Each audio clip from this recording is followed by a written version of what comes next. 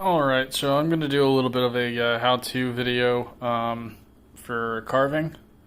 The piece that I'm going to be working on, I'm pretty sure it's sapphire. It looks like some of the star sapphire that I got when I was working in Plano.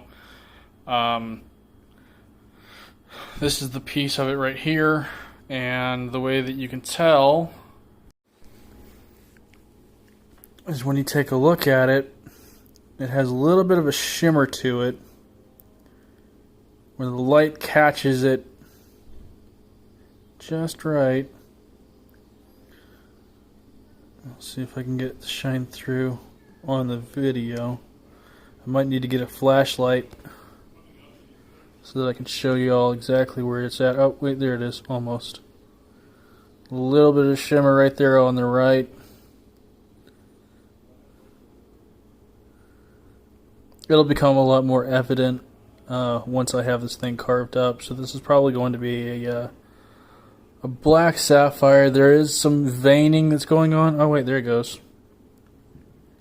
It's kind of hard to catch that glimmer right there, but that's what we're going to try to follow through the rest of this piece. So that's actually going to be the bottom, and I'm thinking about carving this as a teardrop since that's the way that I got it. So the first part is to determine what's going to be your back and where you're going to round it out at. I think this part is going to be my back because that's a lot of material to carve through on the back side. It wouldn't look very good with all this pitting that's going on where the matrix is.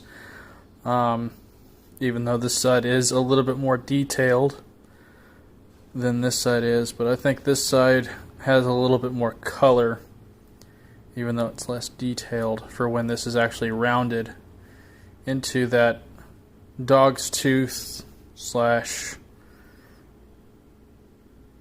teardrop shape. It's actually called a pear shape for anybody that knows gemstone cuts and what they're called. Looks like a teardrop, they call it pear. And we're going to do this as a cabochon. This is the machine that I use, and I've been carving up stones basically all week long.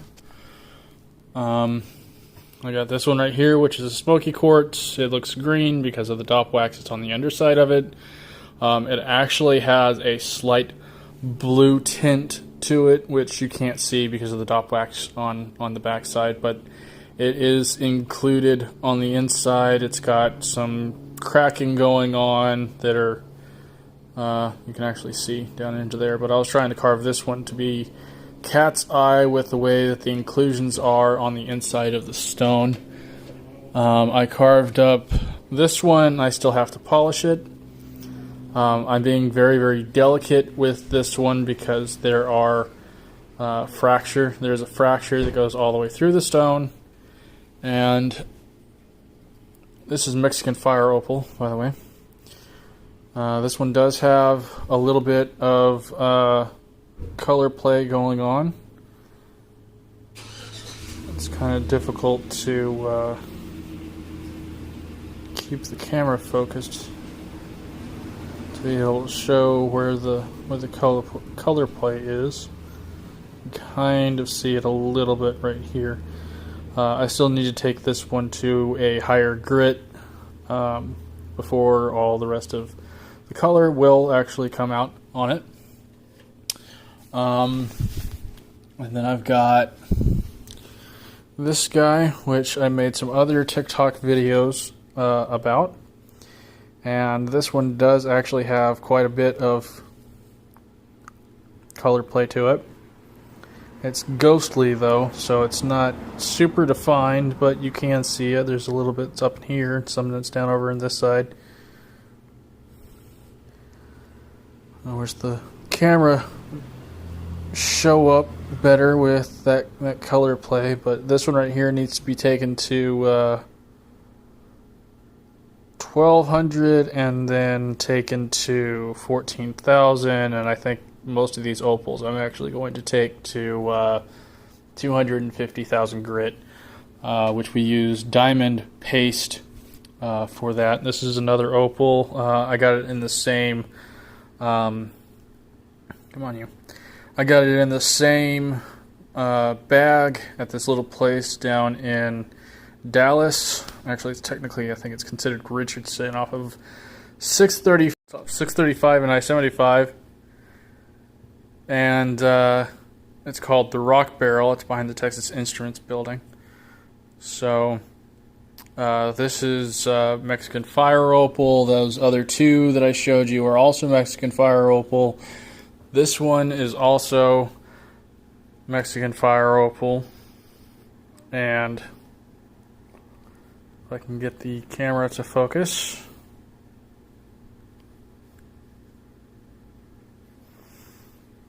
I left the natural fracture on the surface instead of polishing that out. It does have a little bit of color play to it, although it's very dim. Camera refuses to focus on it, so I can't really show that one off. And this one also, Mexican Fire Opal.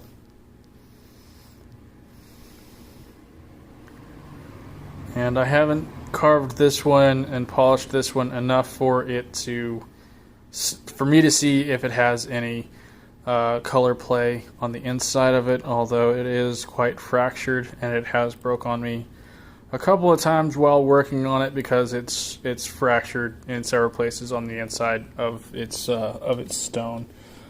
Also got another one that I was working on, this one right here. And this one does have a little bit of color play in it. Let's see if I can get it to come through. And there it goes at the bottom. It has a little bit up here at the top too. But the light has to pass through the stone just right for you to be able to see that. So this one was an interesting find. I didn't think this was going to be anything special, and it turned out to be like this. So you really never know what's going to happen when you start carving up stones. You could end up carving one up thinking that it's just going to be a practice piece, something for you to get the hang of carving, and it turned out to be a really cool looking stone that you're carving up, something that you're actually going to enjoy. So the way that we're going to start this is wherever I put the blessed thing. We're going to start it on 80 grit diamond wheel, and we'll go from there. And most of the carving I'm actually going to be speeding this up so this video isn't insanely long. So see y'all then. Alright, I'm going to show this off a little bit. So this is the one that I got. It online. Has a little reservoir on the top, and the inside is actually slotted so that you can add additional reservoirs so you don't have to keep on filling that one up. It'll last about 30 minutes, 45 minutes, depending on the type of material that you are cutting away. I got some of these wheels off of Amazon. A lot of them came with the machine. And then I have a thing of water here and here. And I got my snacks because this is kind of a long process, especially with the material that is a little bit tougher. I've been carving up opals all week, so this will probably take a little bit of time.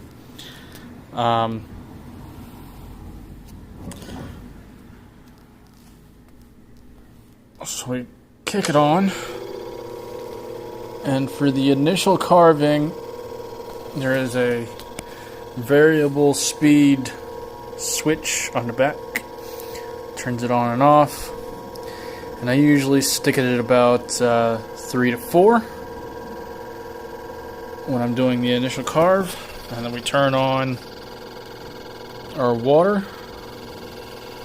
And that's going to add lubrication to our wheel.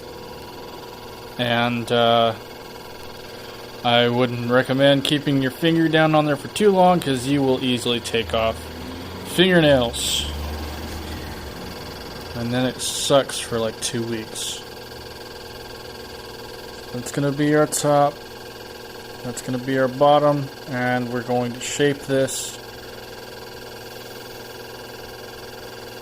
so that it kind of looks like a teardrop like that.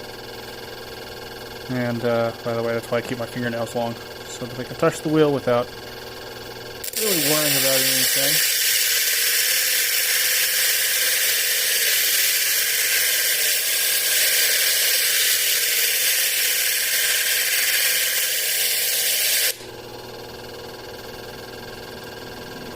So it polishes it, it cuts it pretty easy. Of course, this is 80 grit diamond, so it goes about as fast as you would expect diamond to go.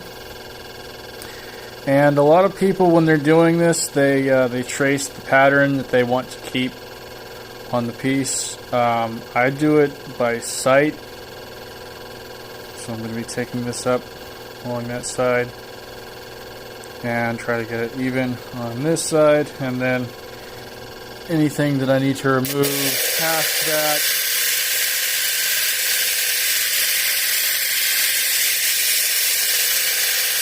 I'll put it on a dop stick so that I can do all the detail work. I think I'm going to move up this way. That would be less material if I took this little knob off the side. Maybe. Let's take a look.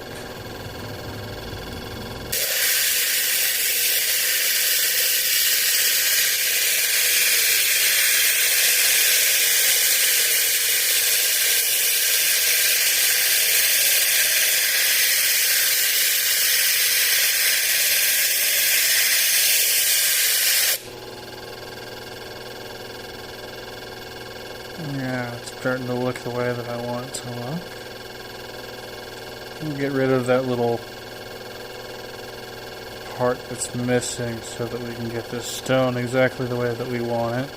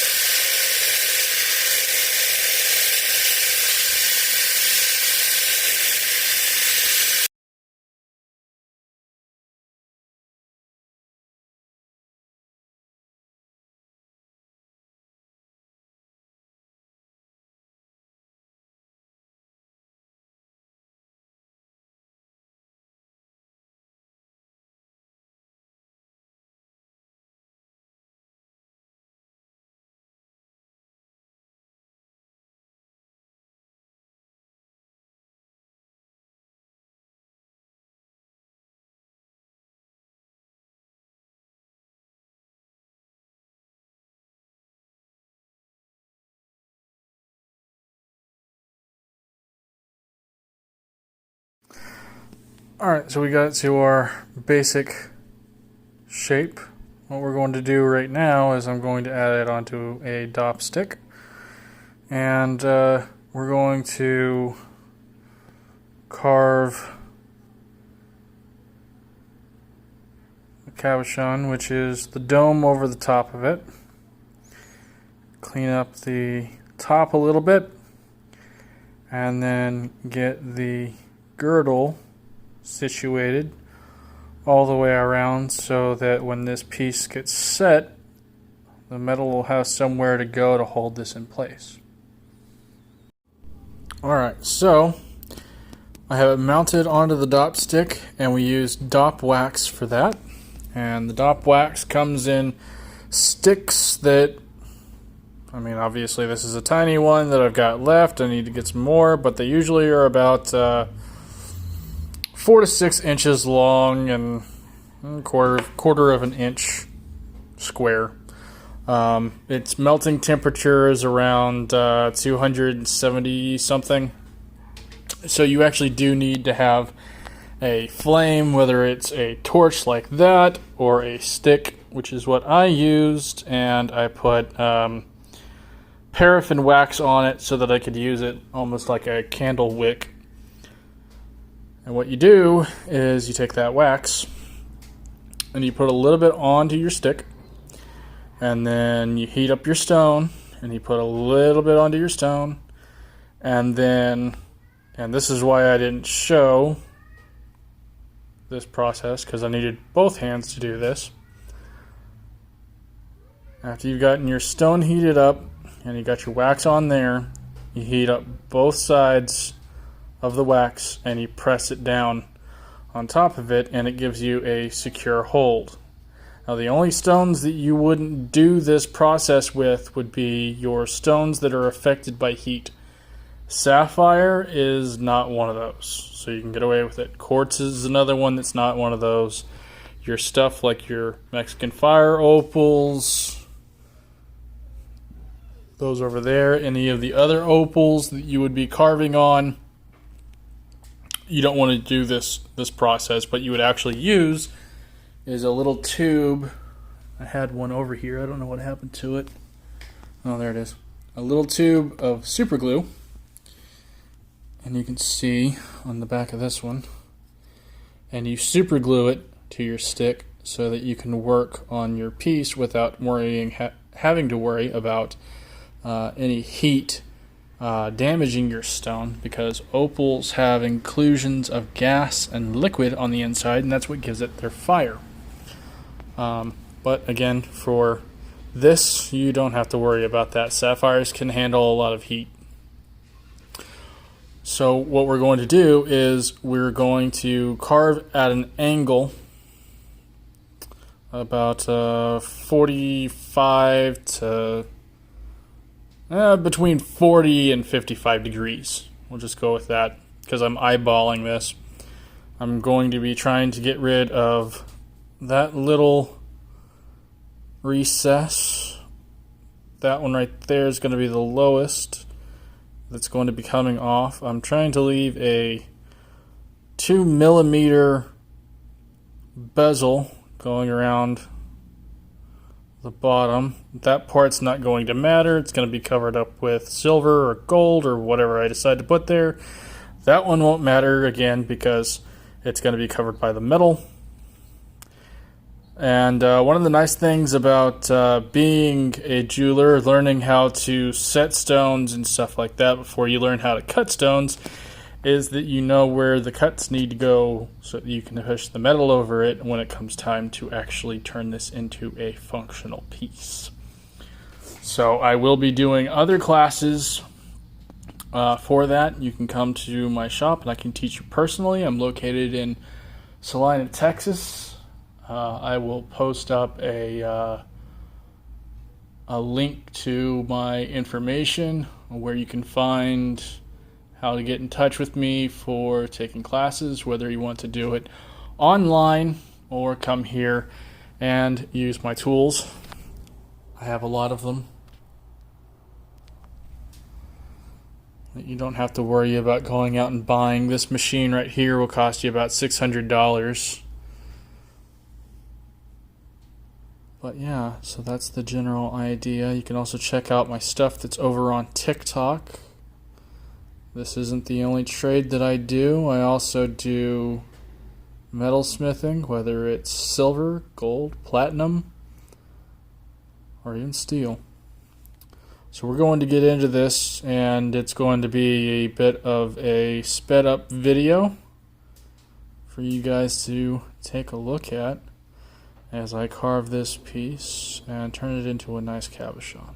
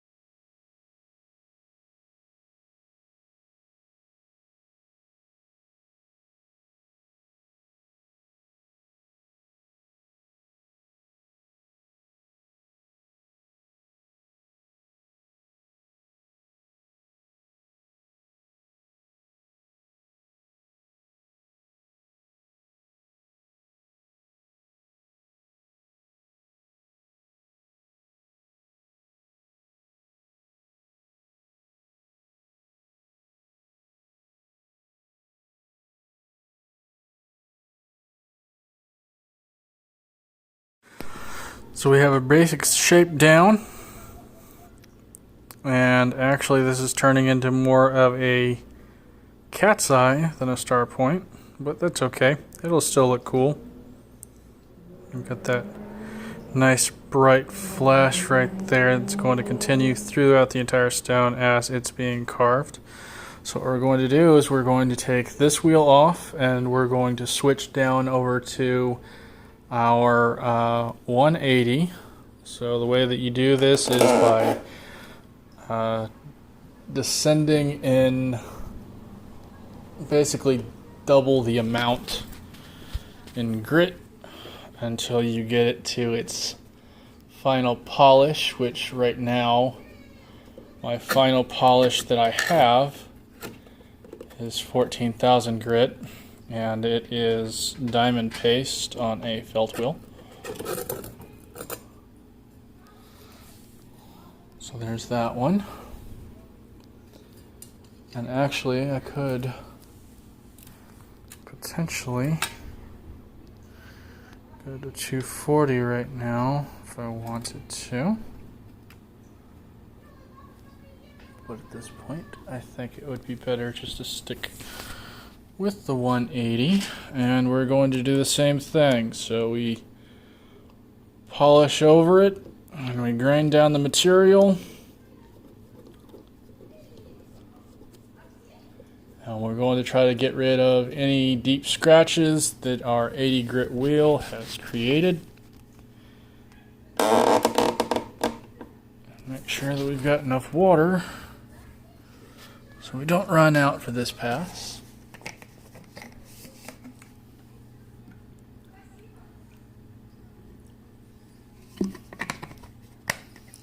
A typical cutting session, I'll go through about a gallon and a quart of water for a typical cutting session.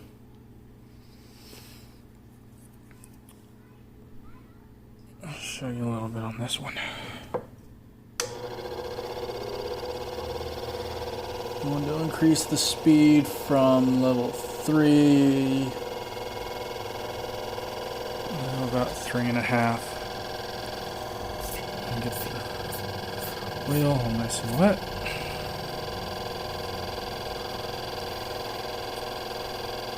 And then we do it again.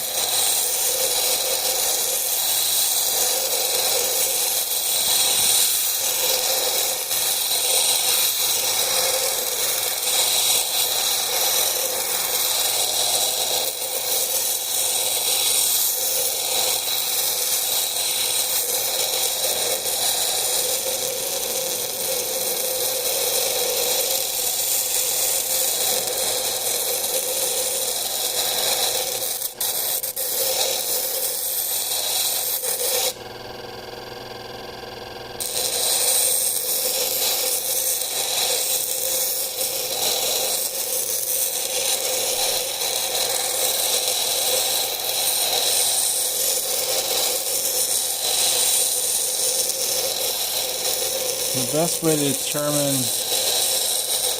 if it is time to go to the next polishing grit, the next grit down,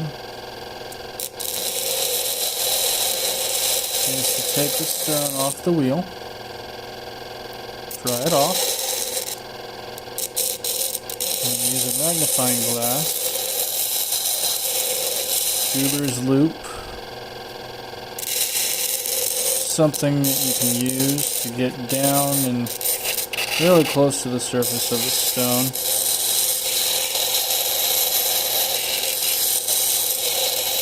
Really take a good look at it and make sure that you've gotten all the deep scratches from the previous wheel off of it before you go on to your next one.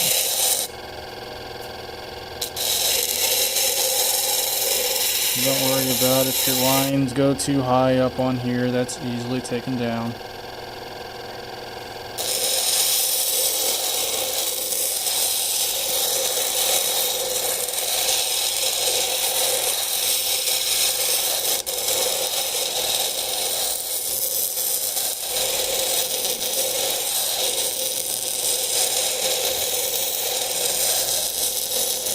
material that I'm using, or its common name, sapphire.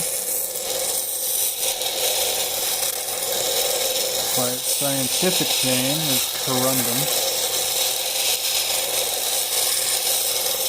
And by its chemical name is aluminum oxide. You go to the store and you see sandpaper that says aluminum oxide grit. You go thinking aluminum, that's not very strong. Why would I use that as sandpaper? Yeah, it's actually sapphire.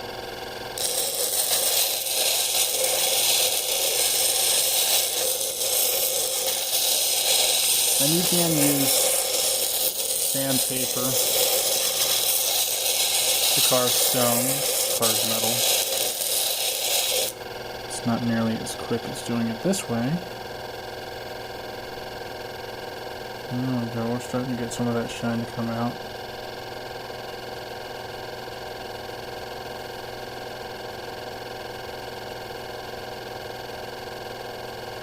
Looks like this is going to be a pretty blue instead of a black one, guys.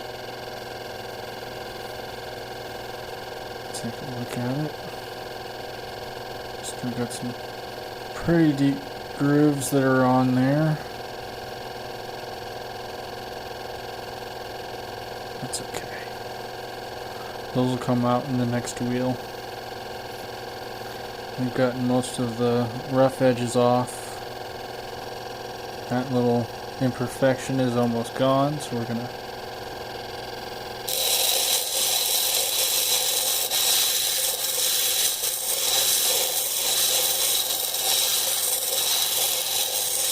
I'm not putting a lot of pressure on this. I'm allowing the wheel to do all the work.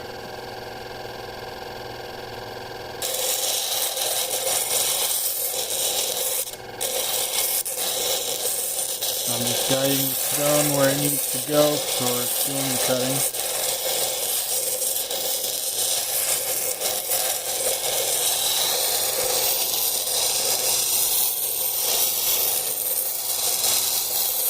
If you have to push down on the stone, you're not cutting it right. So there we go.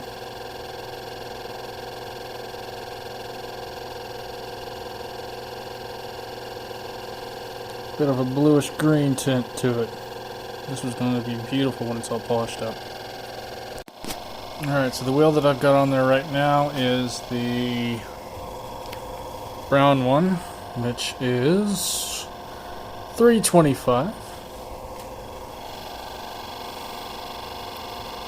And you do the same thing.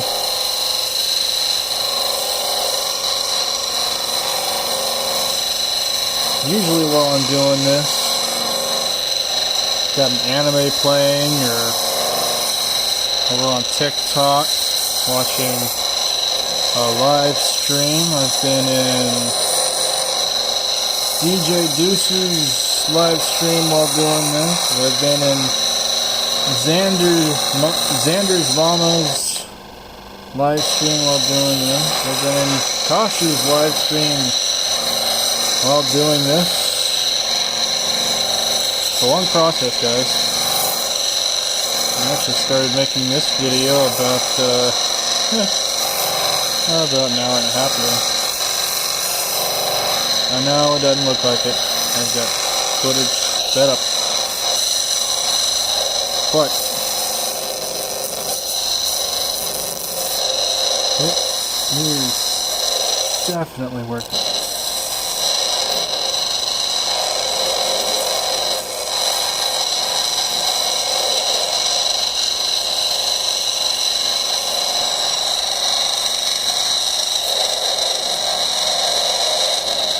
Actually taking so much video that I gotta stop and let my phone cool off before I can take the next one.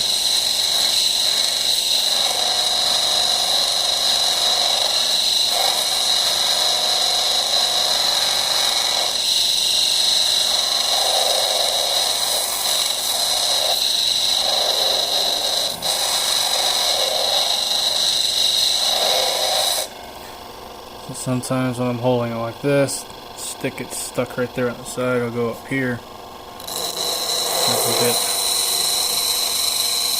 Make the most of the water that's still on the wheel as it's slung off due to centrifugal force.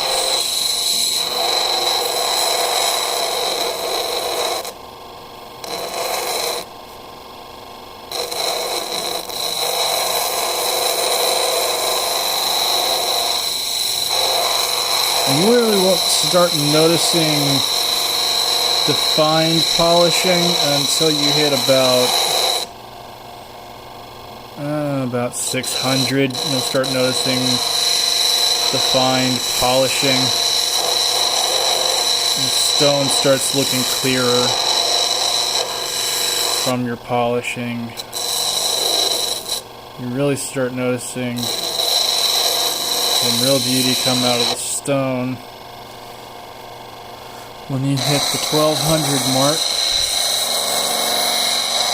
You start seeing the inclusions come out. Any of the patterning that's on the inside of that stone starts coming out at about 1200.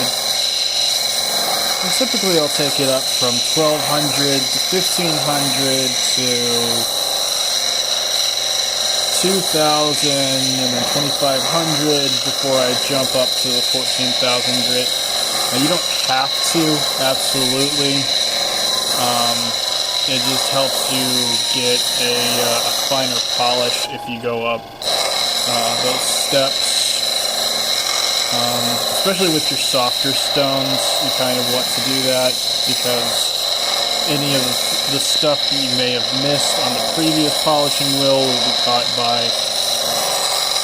the smaller incremental wheels or laps that you do and that you use.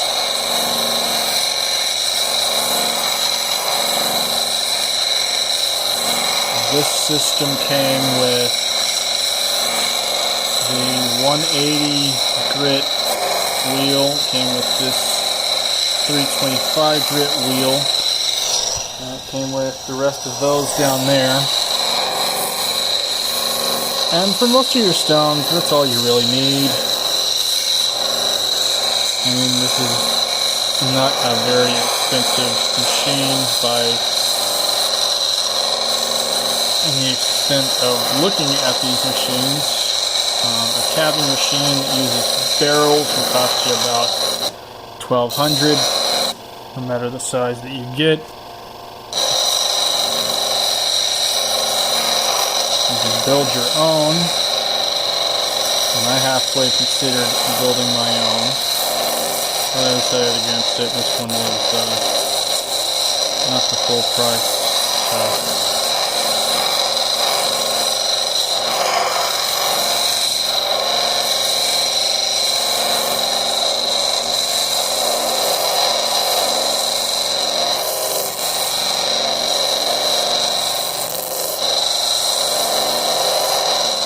The High-Tech also has a flat lap that you can use for doing faceted stones. It's really nice when you start getting into doing more of the clear stones and more expensive pieces like tourmalines or the clear sapphires or spinel or just whatever. This definitely works for me for the time being. So this is what it looks like after the 325. You can see that the definition is beginning to come out. That color is beginning to come out. There we go.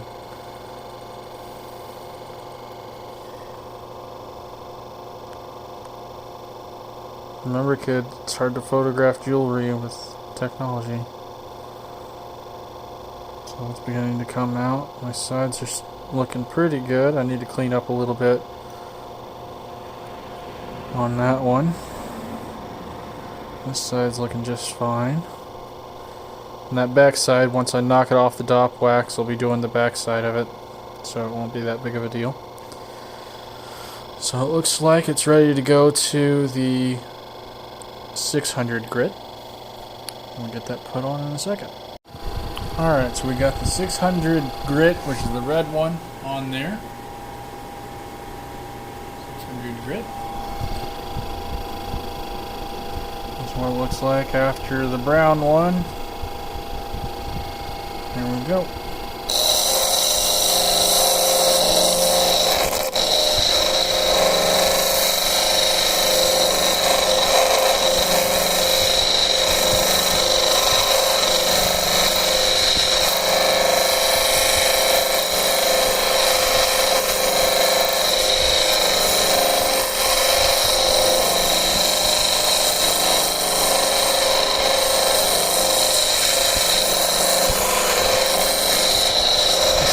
Grit is when you really start noticing definition. I have to turn my fan on, so I apologize for the ambient noise going on.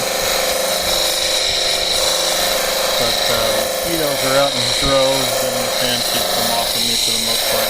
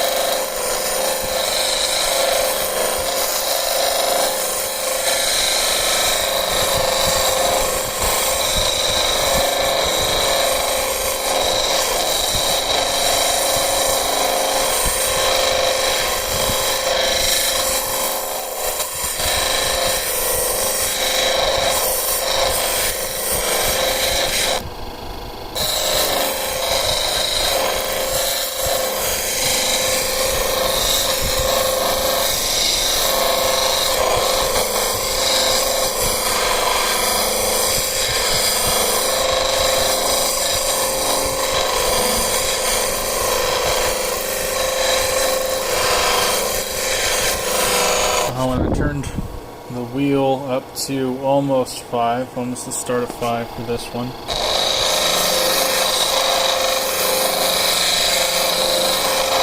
Anybody that carves stones professionally who wants to give me advice on speeds and what it needs to be, you're welcome to put it down in the comments. But I am actually certified doing cabochons.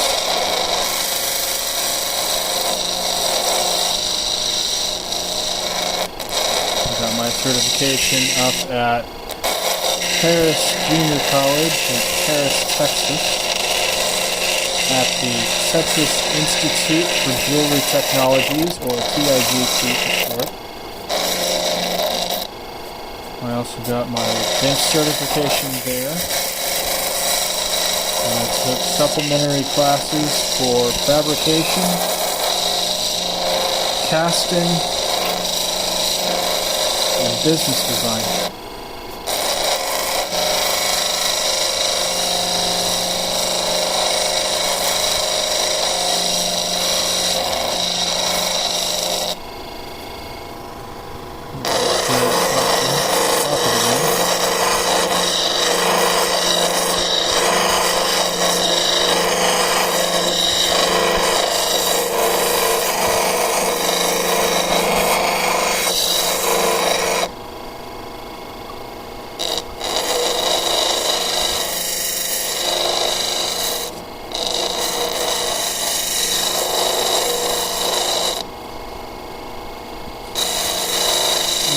Really worry about the 600 grit taking fingerprints off or sanding your skin off.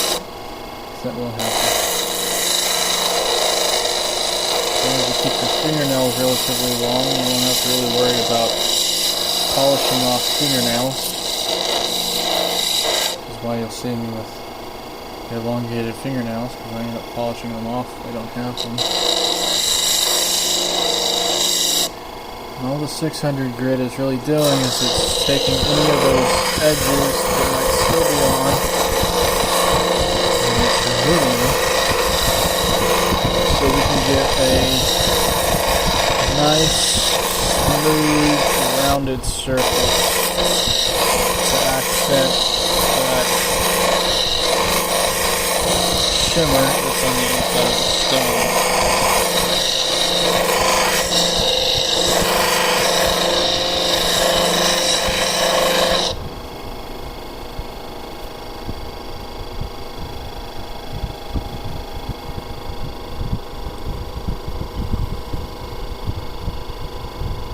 So we're starting to get there.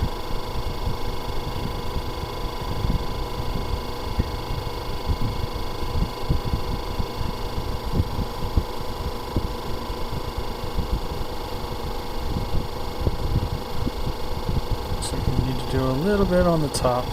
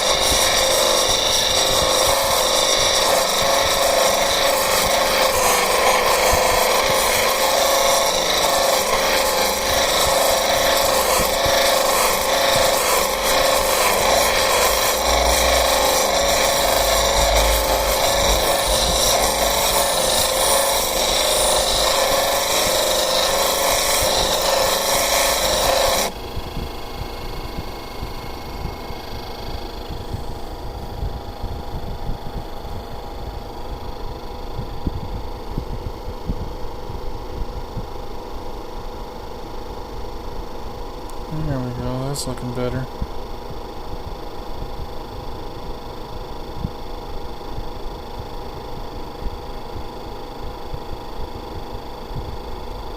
A little bit more around the sides.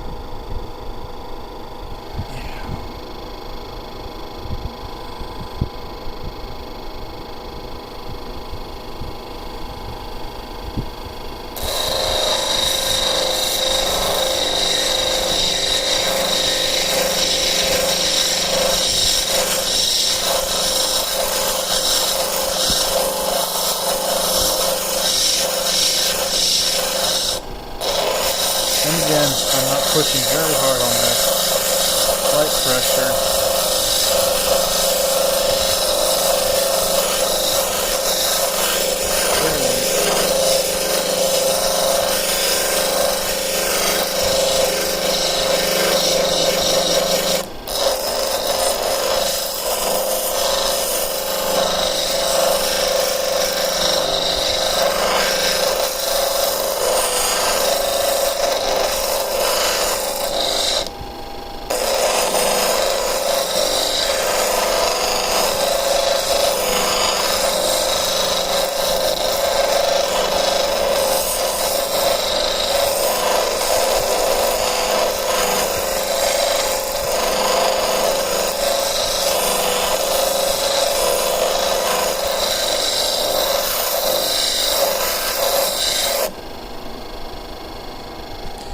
I try to conserve as much water as I can. I don't want to be filling that up more than I absolutely have to. That's looking real nice. Got a little bit to clean up on this side. Just a skosh. This side's looking fantastic. I've got those low spots right there that need to be cleaned up. So I'll clean those up real quick.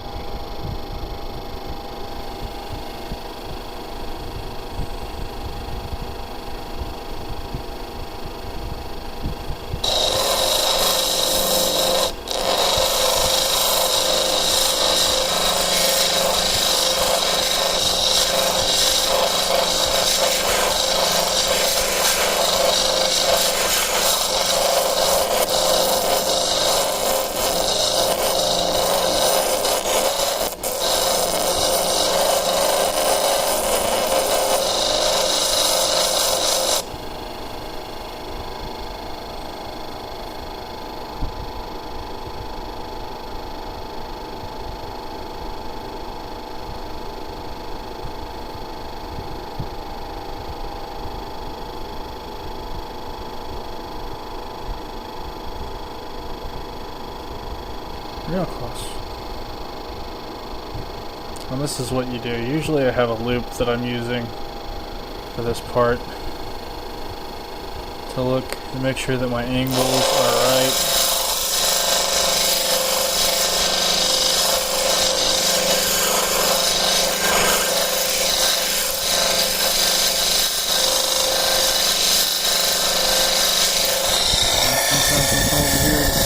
Make sure that I got my angle right.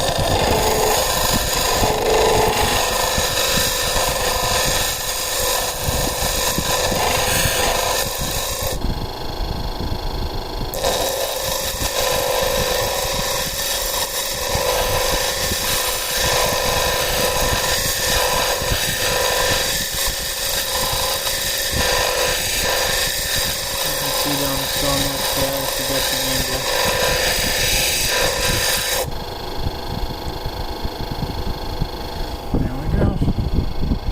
On to the next wheel. Alright, so to give you all an idea of what I'm looking at. This is 25 times zoom.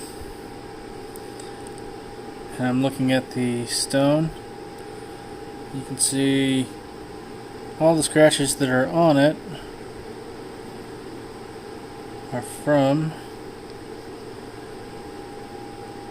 the 600 grit. There aren't any really deep gouges on the surface of the stone, aside from the inclusions that are come to the surface, but that's okay. It adds character to the piece. You have to get kind of close for this.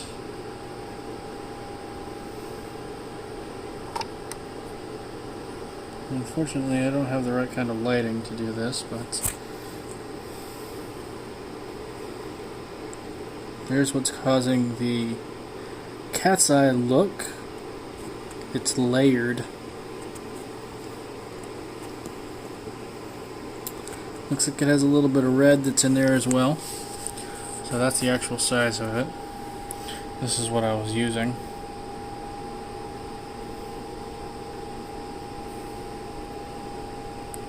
Power. So we have the blue wheel on here right now. And the blue wheel is 1200 grit. I don't have the orange wheel. Wish I did, but I do not. So we are going to first fill our reservoir. I don't absolutely have to, but I treat it like a gas tank, and I prefer my gas tank to be filled when I am going to be using my vehicle. Your water is your lubrication to make sure that, first off, you don't damage your wheels. Second off, you don't damage your stone. And third, to remove material as you're cutting. So this one, I'm going to turn it up to 5, dead even on 5. Get a water spout over here. I like to be almost touching. It doesn't splash on me as much.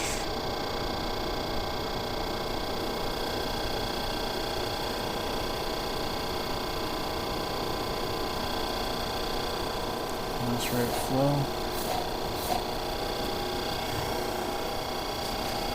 This is 1200 grit.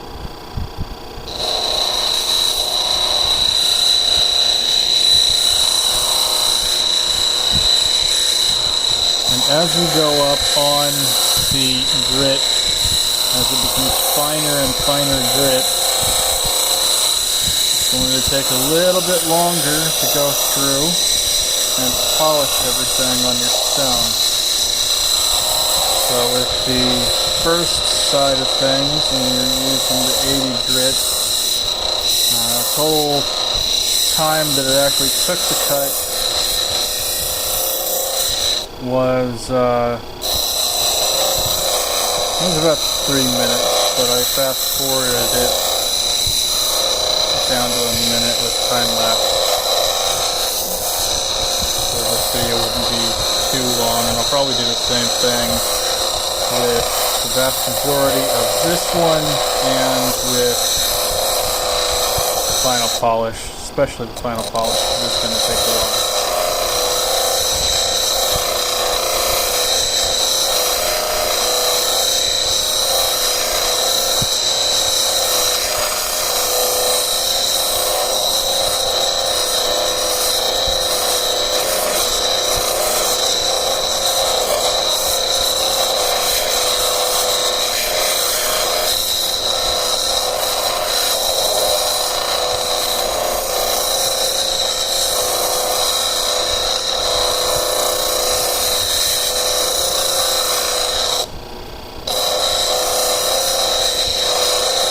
Move your stone around as much as possible. You're trying to get the entire surface that needs to be polished.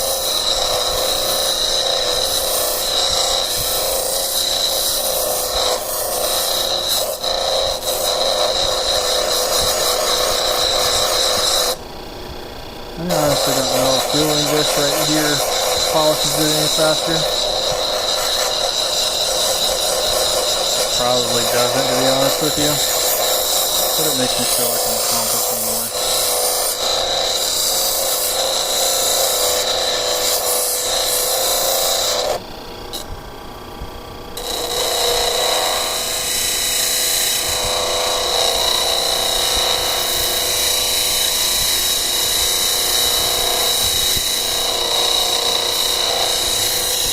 And because the girdle is actually being where the metal is going to be set on, you don't have to actually polish this. It's not a necessity. It's going to be hidden by metal anyways. I do it because when I sell stones and I'm showing them off to people that want to have customs done, I like my entire piece to be done all the way through. But it's entirely up to you. If it's just going to be hidden behind metal, you don't absolutely have to do it.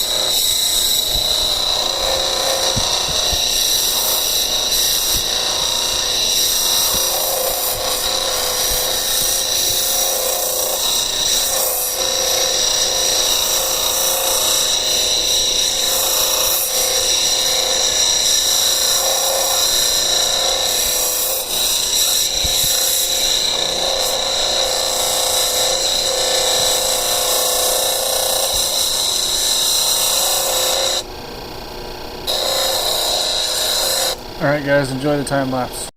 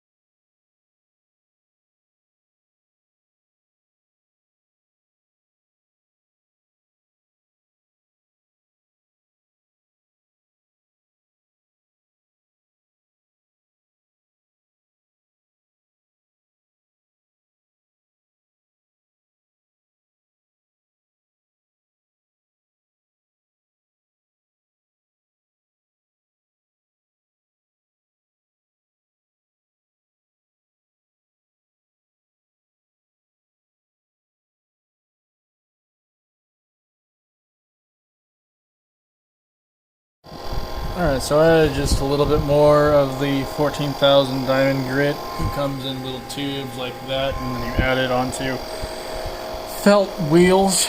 I have it sitting at mid-bore on 6 for the speed. This is what it looks like after 1200 grit. Starting to get a real nice polish on there. It's looking beautiful. We'll get our water over here.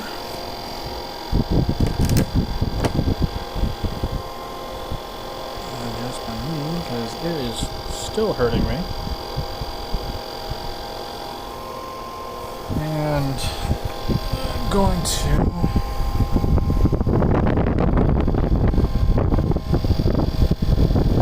so I don't walk in with some wetness. Not a fun thing to do. Alright, here we go.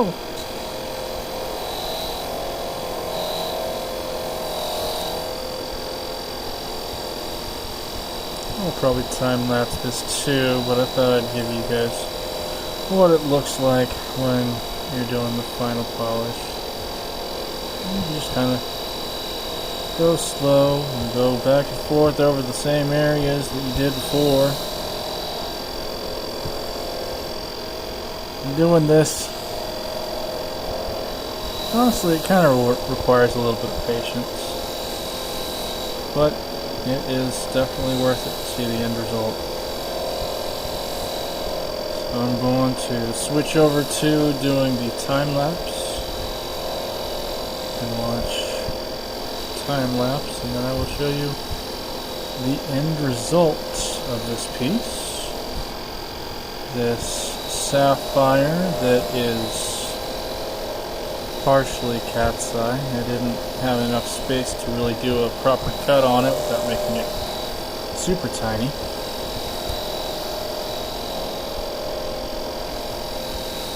And again, if you want to do this and you don't have the tools and you're in the Dallas area, you're more than welcome to come over and use my tools, take a class. They're not expensive, I promise.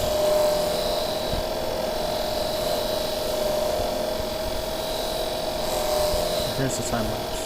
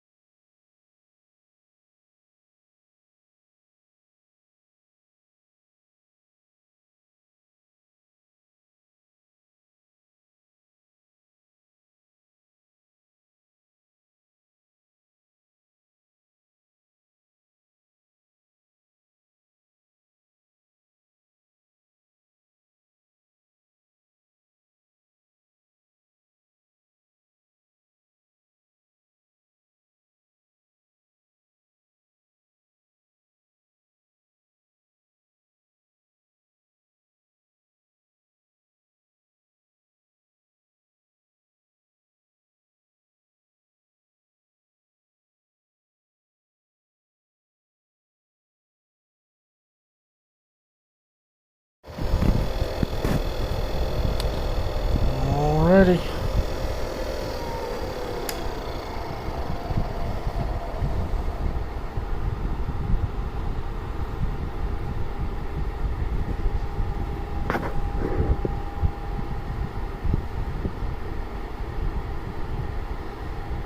There's the finished piece.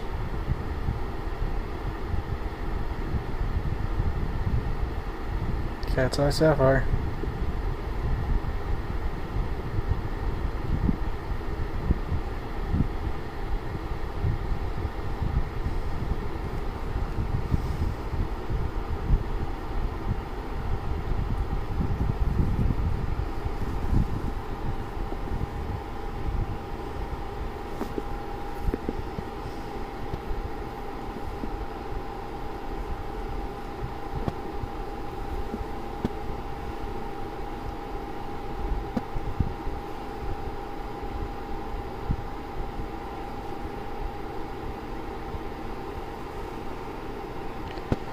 So the next step for this is to design a piece, whether it be a ring or a pendant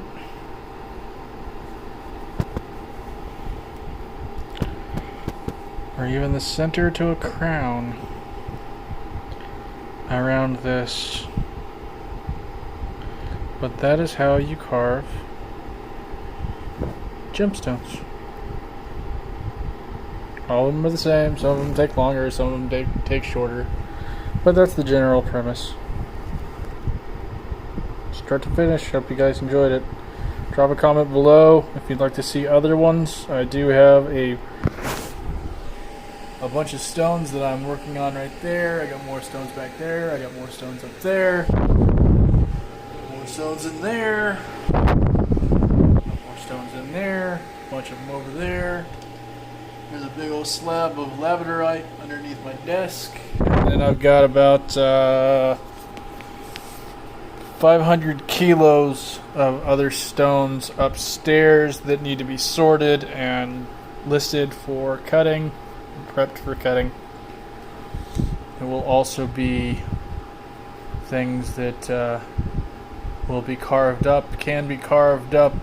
Drop a comment below, and I will see you guys later. Peace out.